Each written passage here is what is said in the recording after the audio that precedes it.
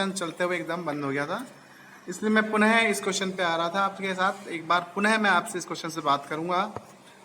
वित्तीय प्रबंध के तत्व बीकॉम पार्ट सेकंड की बात कर रहे थे, अनुपात विश्लेषण की बात कर रहे थे, शोधम समता अनुपात की बात कर रहे थे। पिछले अपने वीडियो के अंदर बात चल रही थी शोधन समता अनुपात का फार्मूला क्या होता है, तो solvency ratio equal to total debts और total outside liabilities upon total assets.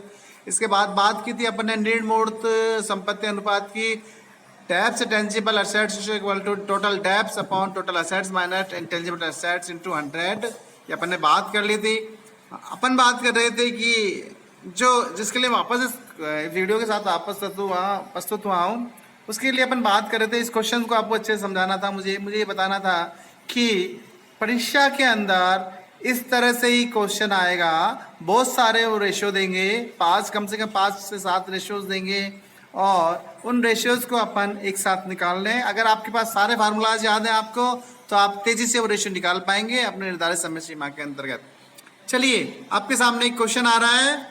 निम्न विवरण के आधार पर गणना कीजिए चालू अनुपात, त्वरित अनुपात, ऋण क्षमता अनुपात, स्वामित्व अनुपात और शोधन क्षमता अनुपात। From the following statement calculate the 1 current ratio, quick ratio, डेब्ट equity ratio, proprietary ratio and the solvency ratio.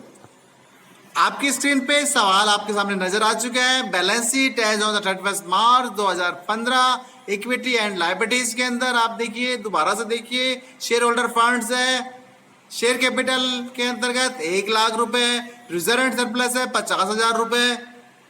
Non current liabilities की बात करते हैं तो अपने लॉन्ग टर्म बोराइंग यानी डिबेंचर से 2 लाख रुपए के, और करंट लायबिलिटीज की बात करते हैं तो इसके अंदर देखिए 3 चीजें, एक तो ट्रेड पेबल्स हैं और क्रेडिटर्स हैं और बीपी है, यानी ट्रेड्स पेबल है आपके 30,000 रुपए, सॉरी माफ कीजिए, ट्रेड पेबल्स है 50,000 रुपए, क्रेडिटर्स है 30,000 रुपए और बिल्स पेबल्स है 20,000 रुपए। इस प्रकार इन सब का टोटल हमारे पास 4 लाख रुपए है। आगे बात करते हैं एसेट्स की, तो नॉन करंट एसेट्स के अंदर हम पहले बात कर रहे हैं फिक्स एसेट्स। फिक्स एसेट्स हमेशा फिक्स होती है 2,70,000 रुपए।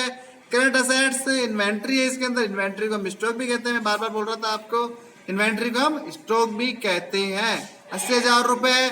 ट्रेड एंड ट्रेड्स रिसेबल्स यानी बीआर है हमारे पास 35,000 रुपए के, और कैश इक्विवेलेंस है हमारे पास, इक्विवेलेंट है 20,000 रुपए के। कैश का मतलब हाथ में कैश। और अगर आपके सामने बात करते हैं हम कैश एट बैंक, तो कैश एट बैंक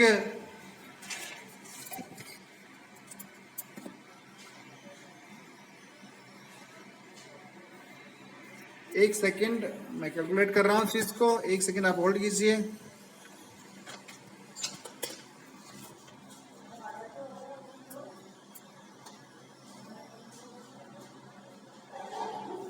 हाँ ठीक है, अपन बात कर रहे हैं नेट करंट एसेट्स की, net current assets, non current assets की। नॉन करंट एसेट्स के अंदर है 2,70,000 रुपए। करंट एसेट्स की बात कर रहे हैं, इन्वेंट्रीज है हमारे पास 80,000 रुपए, ट्रेड रिसीवेबल है 30,000 रुपए। कैश, मैं बात कर रहा था कैश की, कैश जो हमारे पास नकद के रूप में होता है और कैश जो बैंक में होता है वो हमारे पास दोनों मिलाकर है 20,000 रुपए का। तो निकालते हैं सबसे पहले हम करंट रेशियो। करंट रेशियो के अंदर हम क्या करेंगे, सी आर बराबर C A upon C L. Current ratio बराबर current assets upon current liabilities, ये फार्मूला है। तो आप देखिए करंट एसेट्स की बात कर रहे हैं, तो मैं आपको स्क्रीन पे आपको दिख रहा है फिक्स एसेट्स, तो आप छोड़ दीजिए, करंट एसेट्स पे आइए। Inventory current assets, trade receivable current assets, cash और कैश इक्विवेलेंट करंट एसेट्स, इन सब का टोटल लगा देता हूँ 80, 30, 1, 10 प्लस 20 यानी 1,30,000 रुपए हमारे पास क्या है, करंट एसेट्स के रूप में हमारे पास है। और करंट लायबिलिटीज की बात करते हैं तो देखिए आपके पास ट्रेड पेबल्स है कितने के, 50,000 रुपए के, और क्रेडिटर्स है 30,000 रुपए के, और बीपी है 20,000 रुपए के। तो 50,000 रुपए का हमारे पास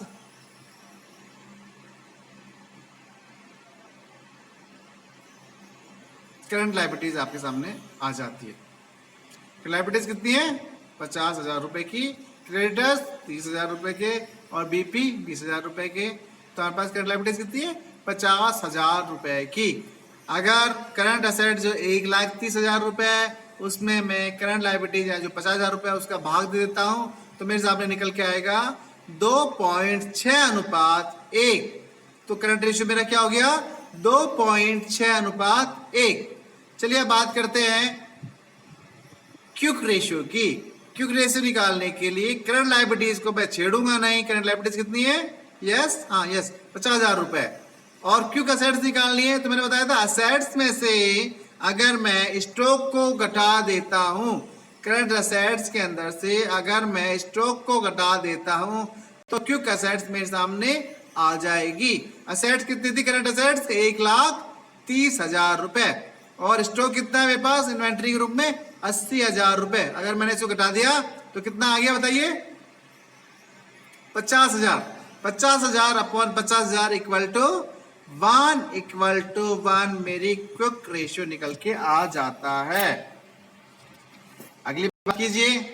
अगली बात है डेब्ट्स इक्विटी रेशियो। तीसरा पॉइंट था मेरे पास ऋण क्षमता अनुपात। मैंने कहा था कि जो मेरे टोटल आउटसाइड लायबिलिटीज है उसके अंदर मैं शेयर होल्डर फंड का भाग दे देता हूं तो मेरे सामने क्या जाएगा? क्या जाएगा? Debts equity ratio. तो टोटल आउटसाइड लायबिलिटीज कितनी है मेरे पास?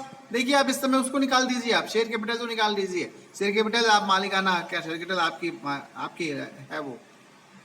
तो डिबेंचर्स है मेरी आउटसाइडर फंड के रूप में, और रिजर्व एंड सरप्लस मेरे पास